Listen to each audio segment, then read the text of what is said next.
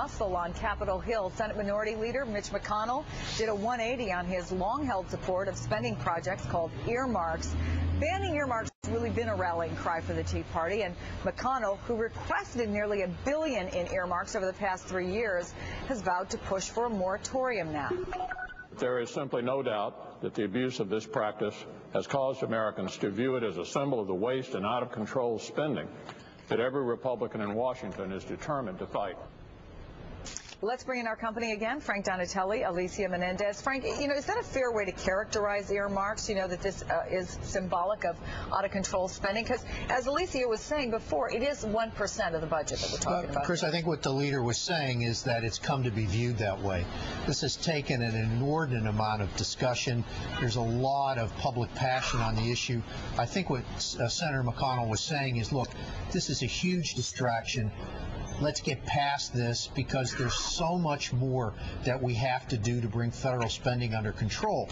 As long as we're just focusing on $15 billion, we're not getting to the bigger issues, which we have to move on right away. On the other hand, Alicia, is there an argument to be made that this is why I sent my congressman here? I want him to bring stuff home. And frankly, as spending goes, this is a pretty transparent kind of spending. I want to go back as a congressman, and I want to throw a parade to tell my constituents exactly where that money's going. And there are definitely constituents who like when their congressman is able to bring home the bacon. That is part of it. Sometimes we really demonize these earmarks. We call them pork. I am sure some of it is wasteful. Some of it is less transparent than it even needs to be. But some of it is for really great projects. A new school in your community, a new public water system. So when we talk about this, we need to understand that often these funds are used to build infrastructure within a community, funds that would otherwise not be able to get directly to a project in a specific state. All right, we'll see how this plays out. We're going to bring you back in just a minute. Frank Donatelli, Alicia Menendez, thank you. Here's some other stories making headlines today that we want to get you caught up on. How about the royal wedding? The bells are going to ring for Britain's Prince William and Kate Middleton. Buckingham Palace officially announcing this morning that the longtime duo will indeed marry in London next year. Brian Williams recently interviewed Prince Charles, and he talked about the intense media scrutiny his son has experienced.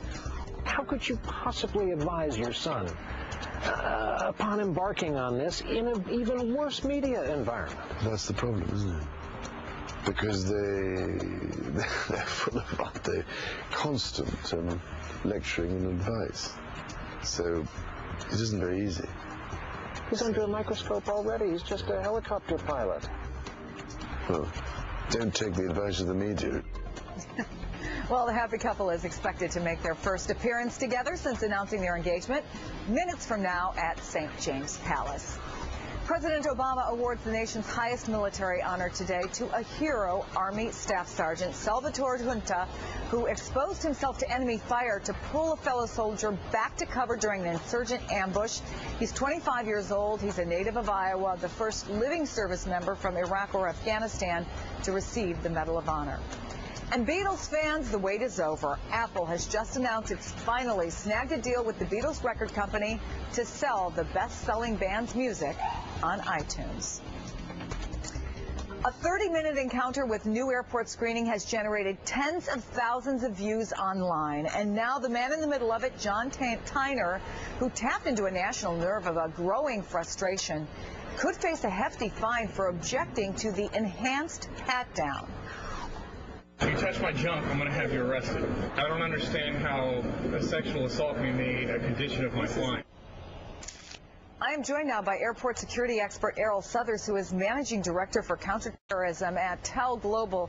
He's also a former FBI special agent. And, this guy has indeed tapped into something, and the phrase, touch my junk, frankly, is being heard everywhere. What's going to happen here? What do you think about what turned into a standoff with security? Well, this is very unfortunate. Well, first of all, it needs to be clear about what the process is going to be. I know that Secretary Napolitano wrote an op-ed that was released yesterday, and I think that's the beginning of a very important education piece that will form a level of cooperation and trust and understanding by the public.